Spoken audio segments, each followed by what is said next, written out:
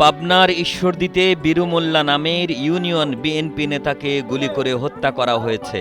১৭ December সকালে উপজেলার লক্ষ্মীকুণ্ডা ইউনিয়নের কামালপুর গ্রামে এই ঘটনা ঘটে। নিহত বীরু মোল্লা কামালপুর গ্রামের আবুল মোল্লার ছেলে এবং লক্ষ্মীকুণ্ডা ইউনিয়ন বিএনপির আহ্বায়ক। স্থানীয় সূত্রে জানা গেছে, মঙ্গলবার বীরু মোল্লার চাচাতো ভাই জহুরুল মোল্লা তাদের পারিবারিক বিরোধকৃত জমি থেকে মাটি কেটে নিয়ে যায়। এই বিষয় নিয়ে কথা বলার জন্য বুধবার সকালে বীরু মোল্লা লোকজন নিয়ে জহুরুল মোল্লার বাড়িতে যায়। এক পর্যায়ে জহুরুল মোল্লা ও তার ছেলে গুলি করলে বীরু মোল্লা মাথায় গুলিবিদ্ধ হয়ে ঘটনাস্থলেই মারা যায়। টানা তৃতীয়বার অর্জন করেছে দেশের সেরা সুপার ব্র্যান্ড স্বীকৃতি বসুন্ধরা টিস্যু।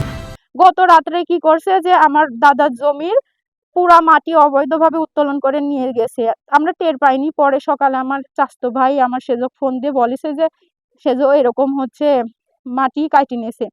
পরে আমার সেজো ওর বাড়ির উপরে শুনতে গেছে যে তুই কার থেকে পারমিশন নিয়ে হচ্ছে মাটি কাটলি, আমার তো তোর বাবার জমি না, আমার নিজের বাবার জমি। বুদ্ধি পরামর্শ করে সবাই বলেছে যে আপনি ভাটা বন্ধ করে রাখেন, আমার সেজো আজ 1.5 বছর ভাটা চালাচ্ছে না। ইভেন এইবার নতুন সিজনেও ভাটা চলায়নি যে এই ঝগড়া করবো না। আমার সেজো কাকা মেজো কাকা ছিল সবার সাথে মানে তর্কাতর্কি। পরে ঘুরে আসতে লাগেছে আর উনি ঘরের মধ্যে থেকে জানলা দিয়ে মানে একদমই আমি স্পষ্ট দেখছি জহুরুল মোল্লা হচ্ছে গুলি করছে। মানে ওখানে অনেকেই ছিল, কারোকে টার্গেট করেনি, শুধু অনেক আগে থেকে বলে আসছে যে বীরু মোল্লা খুন করবো, বীরু মোল্লা খুন করবো, মানে ঘরের মধ্যে থেকে টার্গেট করে আমার সেজো মারছে।